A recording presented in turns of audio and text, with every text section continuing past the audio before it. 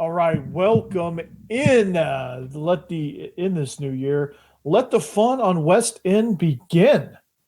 I'll tell you what that fun is here. This is Locked On Vandy on the Locked On Podcast Network. Let's go.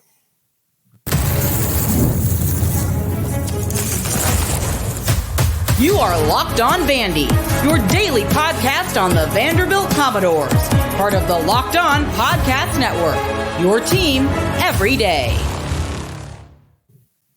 All right, welcome into the Locked On Vandy podcast on the Locked On Podcast Network. I'm your host, Corey Burton, and thanks for making Locked On Vandy your first listen every day. We are free and available wherever you get your podcast and on YouTube as a part of the Locked On Podcast Network, your team every day.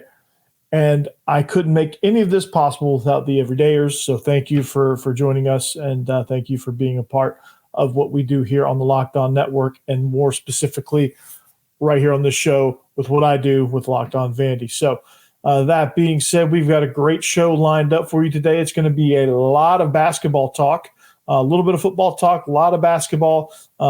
As I said in the teaser, the cold open, the fun on West End is about to begin, and a lot of that fun is going to take place in Memorial Gym and the McGugin Center. So we're going to get right into it. So men's basketball and women's basketball both start conference play this very week. They both open up this weekend, and I want to talk a little bit more about what to expect, what's going on with these teams. Now, starting out with the men's team, okay, so what can you expect? Well, this has been unfortunately for Jerry Stackhouse, this hasn't been a positive experience, an overly positive experience with what's been going on and with what he's used to. This has been his worst non-conference stretch of his tenure. All right, they ended 5-8. They were 5-8 against the spread. There's some rankings that I've never heard of. They were 272 in the net ranking and 209 in Ken Palm ranking. These were the lowest of any Power 5 program. It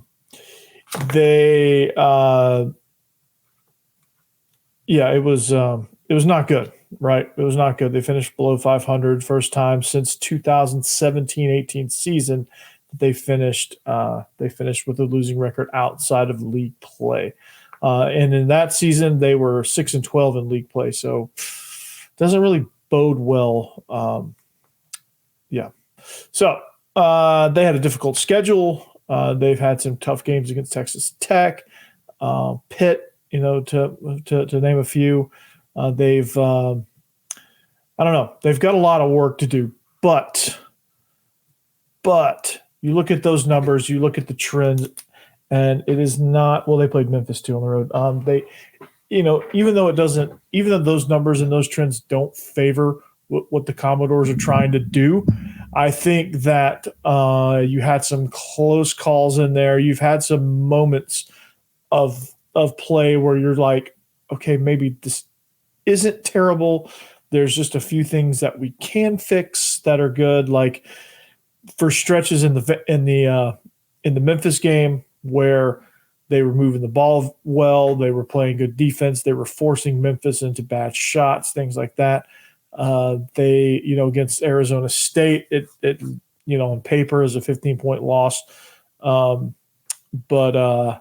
there were some good moments in there. 18-point loss to Boston College, 22-point blowout to Texas Tech, which was a complete non-show there. It's just a team trying to find itself and trying to find its own chemistry. And so, when you have that kind of thing, you have to, you're going to take some beatings like that. And against teams that play well together, that have a good nucleus, that are just kind of well coached and just kind of have their groove, it makes it very, very tough. Which some of those results probably with a team like Memphis probably should have been a lot worse, and against teams like Arizona State probably should have been a lot better. So yeah, I don't know. They are. It was rough. Let's just put it that way. It was rough. there's another stat that's kind of promising. Stackhouse's teams went 6-2 when facing a team for the second time last season. They beat every team coached by first-year SEC coach, and by significantly more the second time around last season. So they had some stuff down the stretch that they kind of got better, and you saw them play better down the stretch of its last three. They've improved it each in the last three non-conference games. So there's a lot to kind of look forward to, but I don't know. It's again, some things to think about when approaching the conference season. Some things that'll be glaring and that will be completely exposed if you don't fix or have an answer for them. And one of those things is the defensive side of the ball. When you look at it, you have to. In the last couple of games, they've been better, but they sit right now as the 226th most efficient defense. They are 350th worst three-point defense in the country by opponent field goal percentage. They need to establish their identity, but they've allowed people to get to the rim. They've allowed open, good looks from three-point land, and they cannot rebound. And they haven't had a presence inside, and that's part of why guards are able to drive and get to the rim. It's the reason why second chance points have been huge against Vanderbilt, and that's why it's just things have been kind of struggle. It's been a struggle, and it was even a struggle in the first half of a lot of these games, and it just it feels like it kind of takes time to get on the same page and to get to where they can trust each other. So the last three games, the opponents have shot below 50% from the field. Season low in points allowed against Dartmouth. They had a couple games where just they felt like they had a plan. They felt like they talked, they moved, they were more alert, they were more aware, and it just seemed like it played a little bit better. Now, it didn't end up in a win against Memphis, but it did result in a comfortable win against Dartmouth, which, if you watch the start of that game, I was thinking, much like you probably was thinking we were on the verge of another embarrassing loss, and that certainly didn't happen. And a lot of that was due to Ezra Mannion. He kind of gets everything going. He's kind of the guy that makes sure people are in the right spot. So that's something. Tyron Lawrence had a tremendous game against Dartmouth. He had 22 points. Can he be an X factor the rest of the way? That's something that's got to happen, because you have to have more than just Ezra Mannion. I think you have to be. I think you have to have two or three guys that can go. Jason Rivera Torres is somebody that can be a kind of a third wheel, somebody that can add big buckets here and there. He's going to have to get some long rebounds. He's going to have to be somebody that moves around, slashes a little bit. But this thing has got to go through Lawrence and Mannion, and it's got to, right? They have to find ways to get those two guys going, and they have to find some sort of presence inside and some sort of way to rebound a little bit. So he is, they've just got to get on the same page, and they've got to. Their shot selection has got to improve as well. And I think if the shot selection can improve, I think you can get some better looks at the rim, and you can get some things going. So those two have got to really just kind of lead the pack and lead the way. So that's something to consider. The crowds have got to be a little bit better. I think with a unique arena in Memorial, that the crowds can affect things. And if fans want Vanderbilt basketball to improve, the arena and the atmosphere has to improve. And you have to be able to, you have to be able to affect the game. and the crowds can certainly do that. So that's got to be something. And if not, things are going to look bleak for Jerry Stackhouse. And Jerry Stackhouse, I think the thing I'll leave you with the men's team is Jerry Stackhouse has to start coaching this thing like a college coach and not an NBA coach. And he's an NBA guy. He's a pro guy. And, things are done differently. Not that it's right or wrong, but it's just done differently. And I think that I think sometimes he assumes that these guys know, and I think he puts a lot on these guys' plates unnecessarily. And I think that's where some of the communication issues happen, is because I don't think these guys really know how to communicate sometimes. Sometimes they do, and then when they get it right, it looks good. But a lot of times I just don't think they really know kind of how to do it. And it ends up just looking like five guys standing around and trying to see who can toss up a shot. And that's where your poor shot selection comes. That's where not crashing the boards or not moving when somebody else has the ball in their hands. I think that's where that all comes into play. And I think Jerry Stackhouse needs to be a little bit more intentional about what he does with that. So the predictions are not good. They're saying that it's basically a Wednesday night game in the SEC tournament, which is usually reserved for the lowest of low seeds. So that's usually a 13, 14 seed in the SEC tournament, which is kind of where they're headed for if they don't start improving in these things. And they've improved against Dartmouth, and they improved a little bit against Memphis, but the competition gets a little bit harder. Not a little bit harder, a lot harder, actually. So that's something to consider for the Vanderbilt men's team. So that being said, they open up Saturday the 6th against Alabama.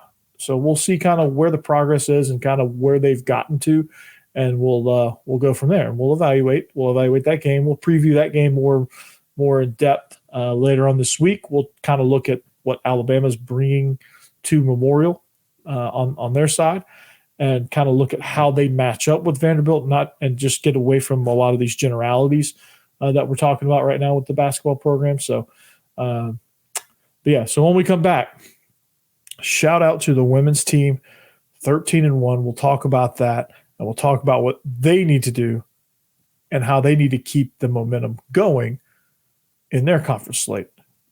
That will all happen next. All right. This show is brought to you by LinkedIn Jobs. That's right, LinkedIn Jobs. It's the start of the new year. Every small business owner is asking themselves the same question.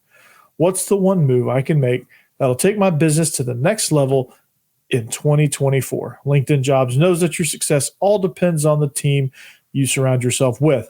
That's why LinkedIn Jobs has created the tools to help find the right professionals for your team faster and for free. So LinkedIn isn't just another job board. LinkedIn has a vast network of more than 1 billion professionals, which makes it the best place to hire.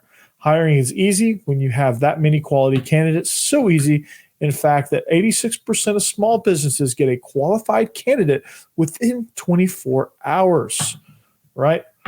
You have to have the right people in place. Look at football. They have the right people in place.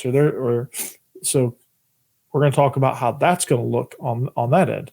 So it's why small businesses rate LinkedIn Jobs number one in delivering quality hires versus leading competitors.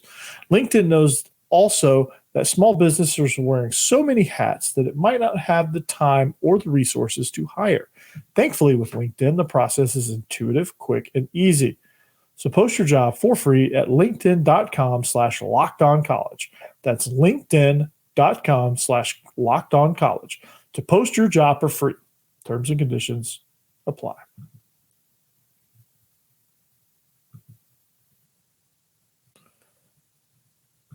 All right, welcome back. Segment 2 of the Locked On Vandy podcast on the Locked On Podcast Network. We thank you for making us your first listen each and every day, and we thank you, all you everydayers. We thank you so much for being a huge part of what we do here at the Locked On Vandy podcast. Make sure Locked On SEC is your second listen, followed by Locked On Auburn or Locked On Ole Miss. Both those channels are very, very good. So make sure you do that. Make sure you make them a part of your listening rotation as well. Our goal is to be the most educated fan bases in the world of college athletics. And to do that, you have to know what the other people bring to the table. So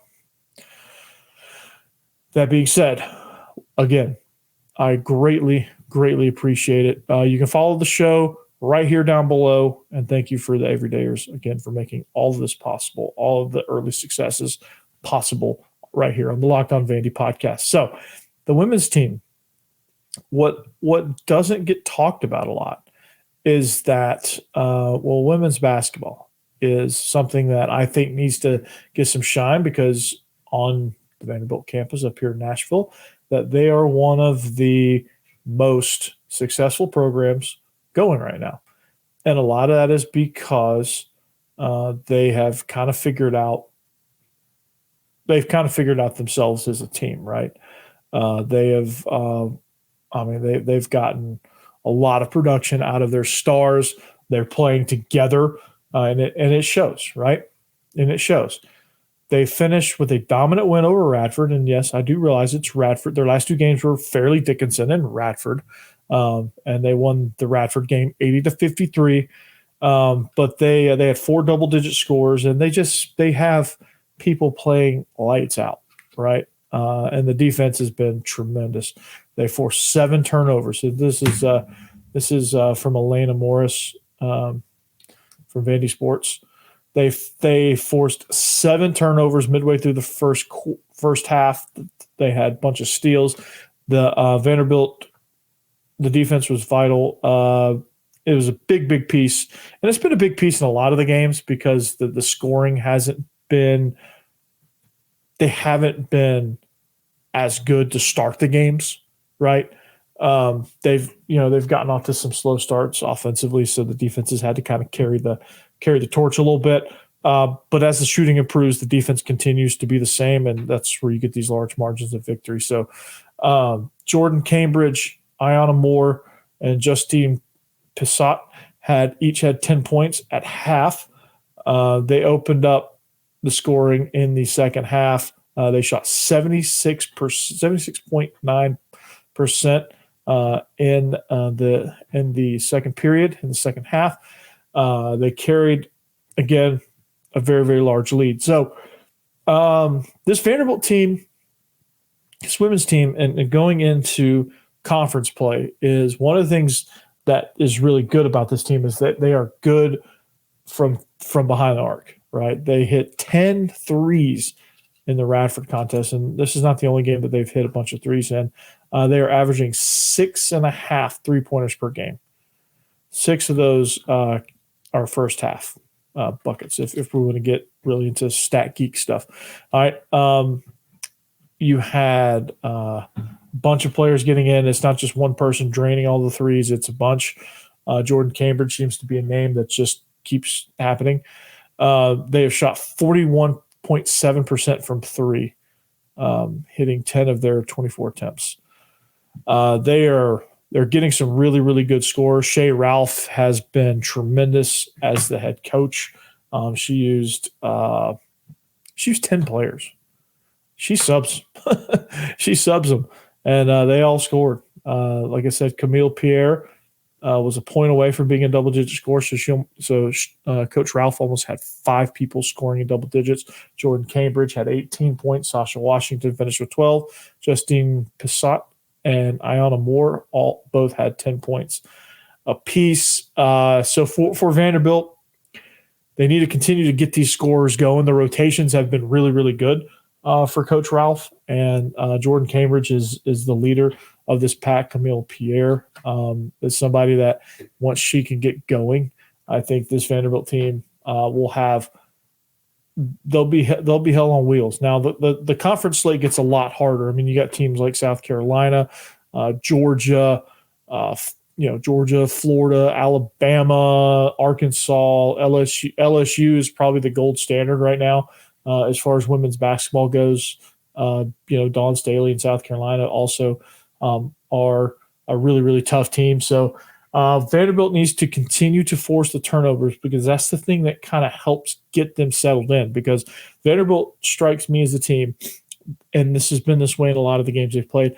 They strike me as a team that kind of gets off to a start. Like they have to kind of get comfortable and just kind of get settled in a little bit before they really kind of start scoring.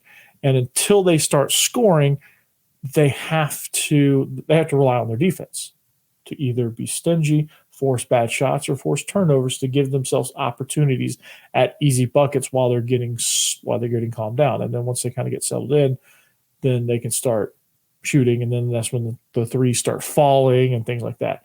So for Vanderbilt, they need to continue to play stingy defense, play tight defense, and a lot of it's because they're communicating. And when they communicate, passing lanes are shut down, the rim is protected, and you're forcing the team into bad shots. And that's something they can do extremely, extremely well. So Jordan Cambridge needs to continue to lead the team. And, she's somebody that, if she can continue doing what she does, this team will kind of go through her, and then everybody else will kind of fall in. And it's tremendous. Sasha Washington is somebody that this team is really good. Ryan Allen is somebody who's really close to being able to contribute a lot of minutes and a lot of stuff on the offensive side of the ball. On the defensive end, it's a group effort. So they just need to continue to do what they're doing, keep scoring, keep getting people involved. And that's probably been the best thing, is that when you can get 10 girls out there on the floor rotating, it keeps people fresh. It keeps scoring, different styles of play. You can't really kind of hone in on one person, and the rotations, I think, have been able to work where they're not wholesale changes, but they're just good rotation stuff. So I've been impressed with this team. I've been impressed with what they've been able to do. The conference schedule is now opening, and this will be something that I think could be interesting as they go forward. And I'm intrigued to what this women's team can do, because I do think they can do a lot of damage in this. I think they can do a lot of damage on the women's side of things in the SEC. I think they have a chance to do something special. They will. They'll do it. They'll get after it, and they can. They absolutely can. So you had also shout out to Camille Pierre. She was co-freshman of the week for the SEC on the women's side of things. So that was exciting.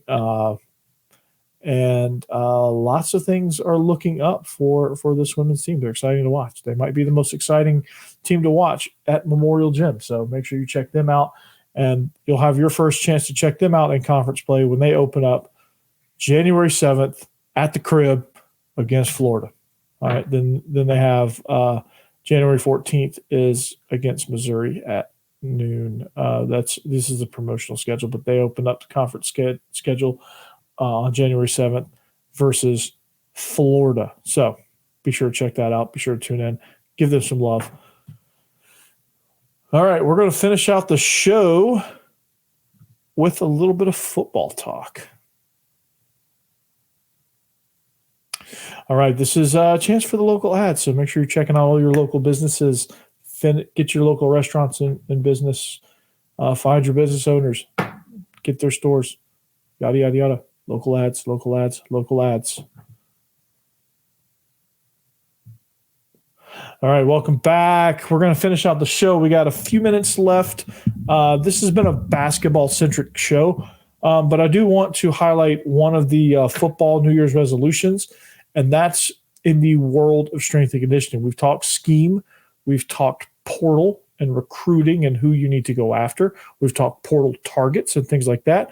But one of the things that often gets overlooked in the world of sports talk, in the realm of college football talk, is the strength and conditioning and the plan for that. Now, Vanderbilt has hired a new guy, Robert Steiner, And with Robert Steiner coming in, you've got a whole new outlook on what strength and conditioning actually looks like. Now, if you want to kind of look at what that looks like, go look at how Georgia Southern has changed and evolved since he took over.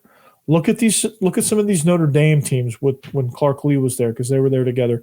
Look at some of those teams. Look at kind of how they were built, and that's going to be how you can anticipate them being built in the future with here at Vanderbilt. So one of the things you need is the first thing you need is injury prevention, right? You need to do the things that will prevent catastrophic injuries. Like the big things are the shoulders, the knees, the ankles.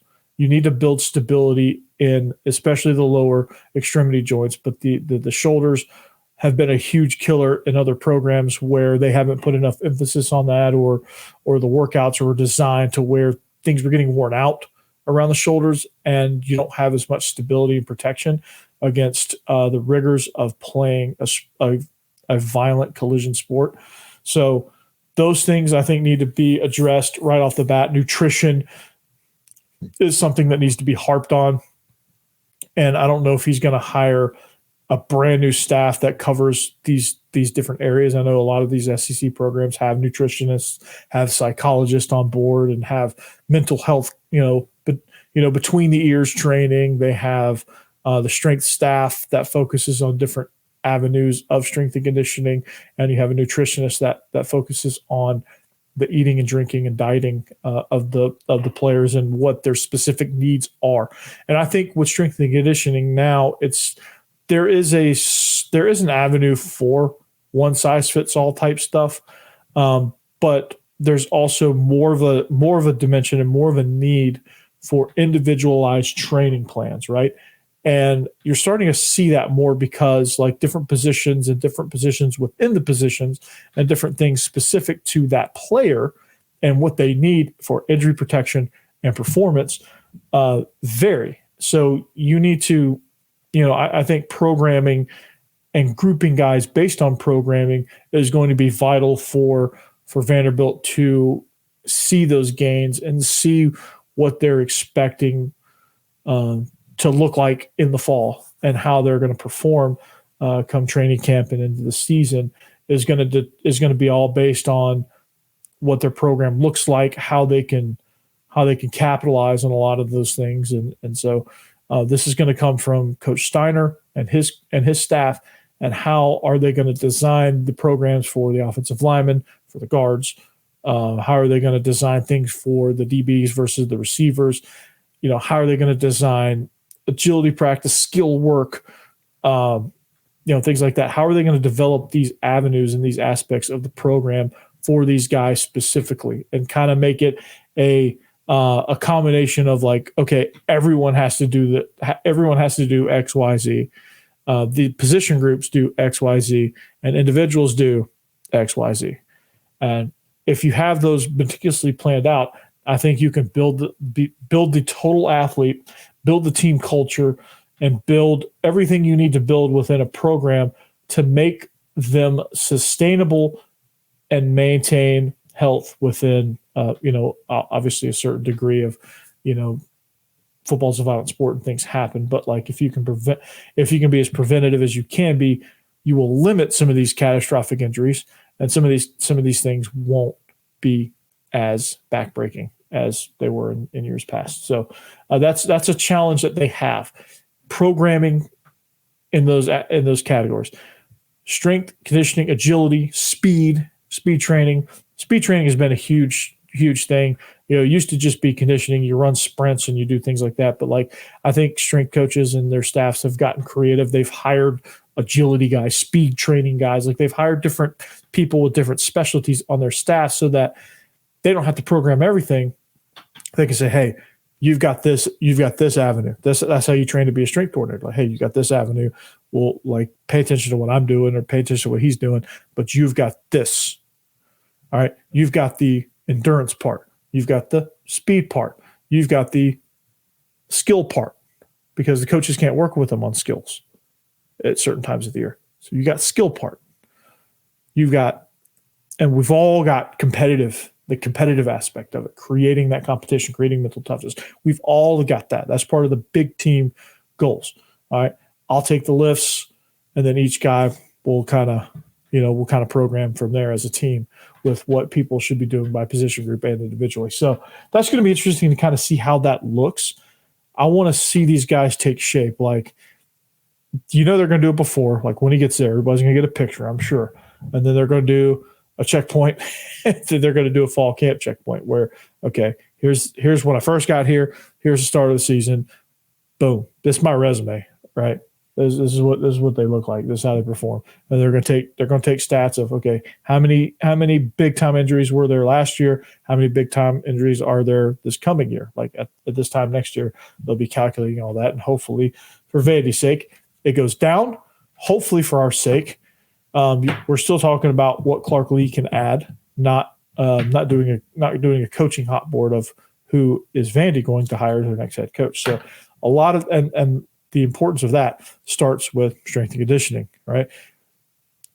Well, technically it started with building in the portal and recruiting, but the next avenue of it now is, now these guys are on campus, get those guys stronger, continue to recruit, continue to add pieces, and then get ready for spring practice, which I think is going to be fun, be a lot of fun. So that's going to do it for us. I could talk for hours about strength and conditioning and football programming and recruiting and all that stuff, but I won't. I'll save that for later episodes. But so later on this week, we're going to talk more about kind of overall goals within the football program. We're going to get you ready for the we're going to put non-conference in the rear view.